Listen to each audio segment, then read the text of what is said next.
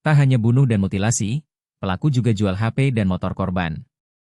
Setelah membunuh dan memutilasi, pelaku menjual barang-barang milik korban Abdul Hamid, 39. Abdul Hamid ditemukan tewas di freezer sebuah kios ayam geprek di perumahan Mega Regensi, Desa Sukaragam, Kecamatan Serang Baru, Kabupaten Bekasi.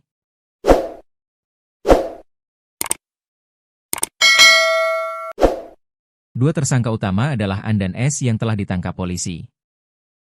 Para pelaku menjual telepon genggam dan kendaraan milik korban, kata Kepala Subdit Penmas Bidang Humas Polda Metro Jaya, Kompol Andaru Rahutomo, Rabu, 1 April 2026. Telepon genggam korban dijual pada 22 Maret 2026 ke penada inisial A melalui transaksi langsung, COT, yang difasilitasi media sosial Facebook seharga Rp450.000. Sedangkan motor Vario milik korban dijual tunai pada 23 Maret 2026 seharga Rp2.300.000. Pelaku juga menjual motor Beat seharga Rp1.850. Melalui transfer ke akun dompet digital dana milik tersangkaan. Penggunaan hasil penjualan tersebut masih didalami oleh penyidik, kata Andaru.